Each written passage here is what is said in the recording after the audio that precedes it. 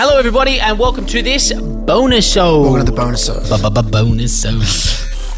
Hello, everybody. Welcome to a bonus episode of the podcast. It's actually just me doing this by myself, Angus O'Loughlin here, and we have a special guest, Amelia Stamos, producer of Listen Able. Thank you so much for having me. No worries. Well, technically, we always have you just behind the camera, but luckily for you, some of us had to work. You just did have 5 weeks off traversing. 5.5, yeah. Oh, and tell me about it. 5.5 weeks off traversing Europe, which was very fun. Yes. Now, you text me about 2 weeks in and said, I've seen some interesting accessibility while over on the cobbled streets of, the old world. So here you are, bringing us up to date with some of the accessibility that we might not expect from some isolated locations in the world.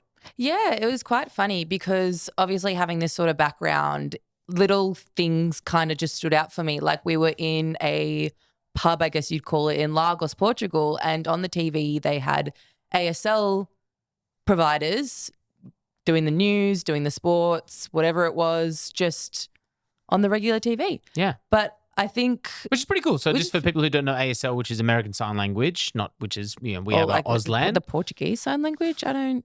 Yeah, Yeah. Yes, that's fair actually. Yeah. Whatever the Portuguese version is, apologies for not knowing that off the dome. But you're saying on screen, bottom right of the screen, as you would have, like the weather. yeah. Yeah. So not like behind, our politicians, but live. But they were, as we have live captioning, they have the same for sign language, which is really, really cool. Yeah, and then there was like beaches in Greece that had made them wheelchair accessible, that sort of stuff. But also there was one place that really, really stood out for me because we work with Remarkable Tech and we interviewed Matt Pieri and he spoke a lot about, can't remember if this is on and off mic, but he spoke a lot about older buildings, universities in England and how the buildings wouldn't adapt to be more accessible, but they would adapt to have PowerPoints and outlets for technology, even though they refused to make any other changes. Yeah, so going back to that point, Matt has an app about disability or accessibility options around the world. Started in Australia, he's a Melbourne bloke, but I think he's at Cambridge. I think it was Oxford. Oxford? Yeah, Oxford. Good call. And yes, his point was the physical, like they wouldn't adjust the old buildings for ramps, but then at the same point, they're still happy to poke a PowerPoint that wasn't there 100 years ago into the wall and make changes that, make, a difference where they feel needed, but the overall arching accessibility they wouldn't sort of change, which obviously stood out for you. Yeah, and then we were in Greece and we looked at the Pantheon, Olympia, Delphi, that sort of stuff, and these are all old town ancient sites where archaeologists refuse to rebuild these structures unless they have 80% of the original materials used from the ancient times. Oh, cool. So it's very hard to access, and I say this as someone who is able-bodied. I didn't see a lot of wheelchair support or ramps. Or could you have got up there with the wheelchair? I personally, they did give me the option. No, but you traversed it, you don't think it's possible? I don't think it would be Not very without a lot of it. possible. Yeah. But when we went to the ancient city of Pompeii, the tour guide that we had, it's all accessible.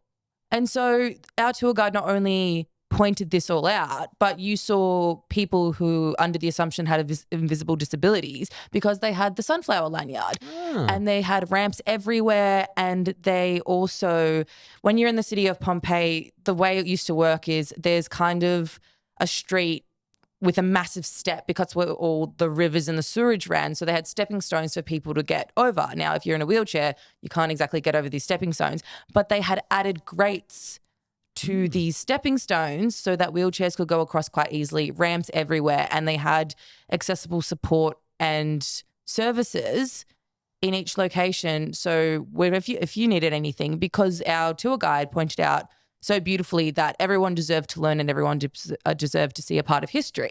So I just thought it was interesting when we were talking about these universities, or we were talking about, like just before, about ancient Greece, that they didn't want to make these changes because they wanted to preserve history. Yet Pompeii is taking one step forward and allowing people of all abilities to be part of that conversation, which I just thought was really, really cool. Did they talk about a volcano escape plan for people with disabilities? They did not. Okay. Yeah. That's but disappointing. they did say it's going to go off in about 50 years. They're under assumption. So hopefully they So have 3 50 years either way, guys. If you're in a chair, let's not hang around the city of Pompeii. But we want to use this opportunity as world travelers. We have a lot of friends like Julie, who travel the world with kids with disability, or if you're their chair users, high-level chair users as well. Tell us your travel stories in the comments below. We'd love to know some of the places you've travelled, whether it be maybe here in Australia. I know it is the year of accessible tourism in Queensland. So maybe it could be a Queensland base, maybe it can be Victoria, wherever. Or maybe it is somewhere overseas that you have seen or experienced that had great accessibility that might surprise us. We'd love to hear from you guys in the comments and share these great news stories from the old world. Now back to work. You've been away for too long.